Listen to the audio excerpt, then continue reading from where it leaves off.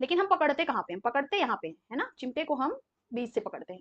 तो यहाँ पर हो गया हमारा आयास, क्या हो गया, आयास। ये हो गया हमारा भार, और किनारे पे ये जो ज्वाइंट है इसको हम क्या कहेंगे, आलंब। तो इसमें क्या हुआ, इसमें आयास, भार और आलंब के मध्य है बच्चों। आई होप अब आपको क्लियर हो गया होगा। इस तरह से आप फिगर के जरिए हमेशा याद रखेंगे तो आपको। वेलकम बच्चों, हम पढ़ रहे हैं विज्ञान भारती सेकेंड कक्षा 7। ये हमारी न्यू सेशन की बच्चों अभ्यास कार्य पुस्तिका है 2024 एंड 25 की। हम पढ़ने वाले हैं इकाई 17 बल एवं यंत्र। आज हम पढ़ेंगे बल एवं यंत्र। आइए पढ़ते हैं। निम्नलिखित स्थिति पर विचार करिए, प्रथम स्थिति और द्वितीय स्थिति।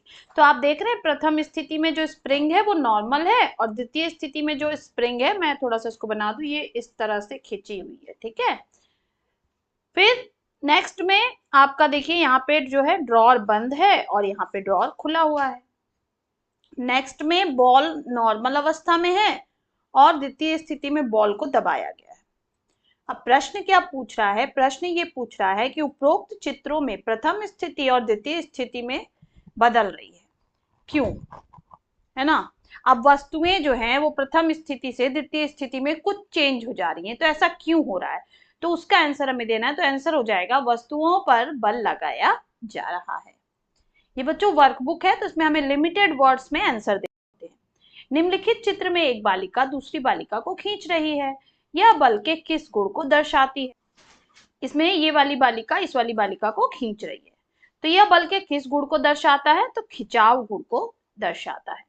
नेक्स्ट, निम्नलिखित चित्र में समान दिशा में बल लगाया जा रहा है तो गति में क्या प्रभाव पड़ेगा। अब देखिए ये भी इसी दिशा में बल लगा रहा है और ये लड़का भी इसी दिशा में बल लगा रहा है, ठीक है, सेम दिशा में दोनों बल लगा रहे हैं, इस दिशा में ये भी और इस दिशा में ये भी।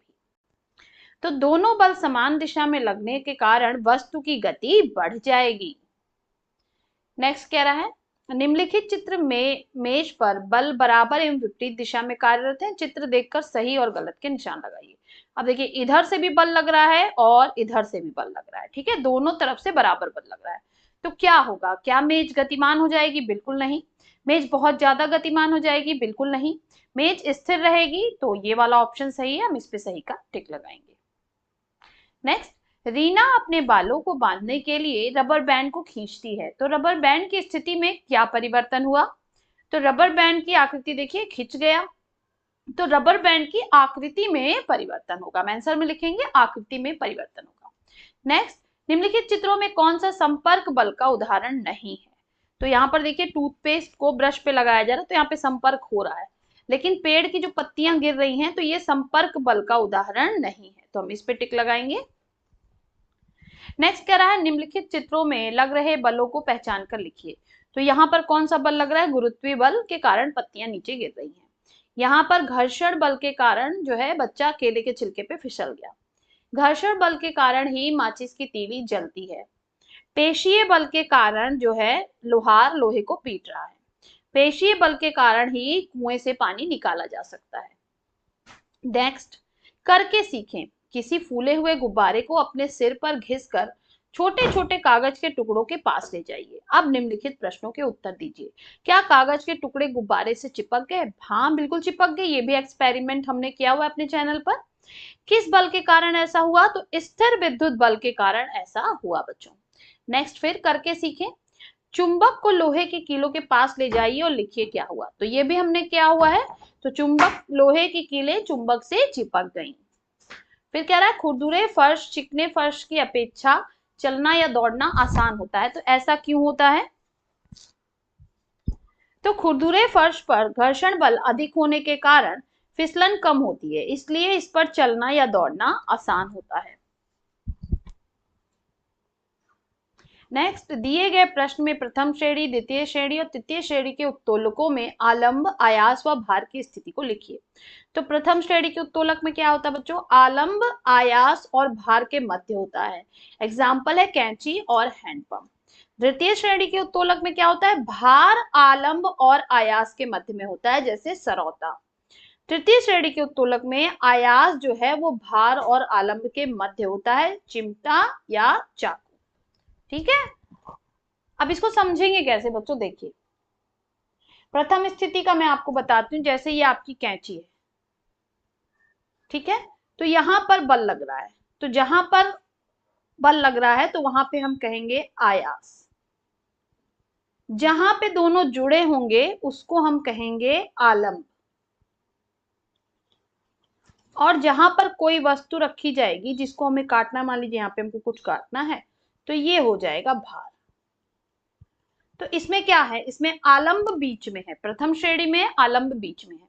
द्वितीय श्रेणी का एग्जाम्पल है बच्चों सरौता, तो इसको भी मैं आपको बना के दिखा देती हूँ। सरौते में क्या होता है, ऐसे जॉइंट होता है और ऐसे जो है दो चाकू जैसे बने होते हैं और इस तरह से हैंडल बना होता है, ठीक है, और इसके मध्य में यहाँ पे जो है सुपारी उपाड़ी रख के काटी जाती है, ठीक। तो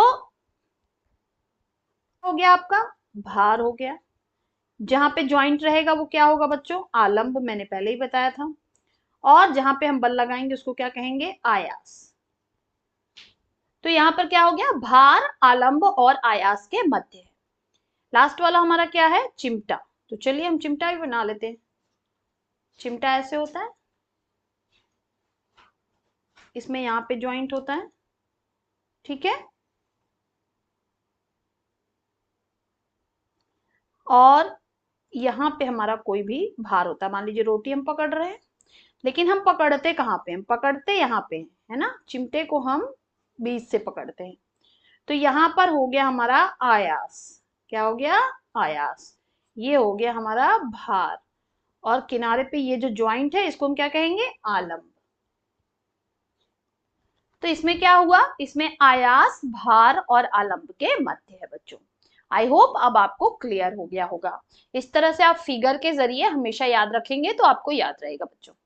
नेक्स्ट कह रहा है कि निम्नलिखित चित्रों में से प्रदर्शित उत्तोलकों को उनकी श्रेणी के अनुसार छांटिए। तो चलिए छांट लेते हैं। प्रथम श्रेणी के उत्तोलक इसमें कौन कौन से हैं बच्चों, तो इसमें प्लायर्स हैं, कैंची, सीसा, झूला, ठीक है। येलो से कर देती हूं मैं। देखिए ये कैंची, ये प्लायर और जो है ये सीसा झूला, ये तीनों क्या है, प्रथम श्रेणी के उत्तोलक। द्वितीय श्रेणी के उत्तोलक है सरौता, ये है हमारा सरौता बच्चों। यहाँ पे पहिए वाली ट्रॉली, तो ये हो गई हमारी पहिए वाली ट्रॉली, और स्क्रू गेज, स्क्रू गेज ये, ठीक है। तो ये सब क्या हो गए, द्वितीय श्रेणी के हो गए। अब तृतीय श्रेणी के हम लगा लेते हैं। तृतीय श्रेणी में है चिमटा, ये है आपका चिमटा, चाकू, चाकू, झाड़ू, ये हो गया आपका झाड़ू, कुल्हाड़ी, ये हो गया आपका कुल्हाड़ी, फावड़ा, ये हो गया आपका फावड़ा, ठीक है। तो इस तरह से हम इसको यहाँ पे छांट लेंगे बच्चों। यहाँ पर हमारा बच्चों ये चैप्टर भी समाप्त होता है। फिर मिलेंगे नेक्स्ट वीडियो में कुछ और प्रश्नों के साथ। तब तक के लिए पढ़ते रहिए, आगे बढ़ते रहिए। बाय बाय बच्चों।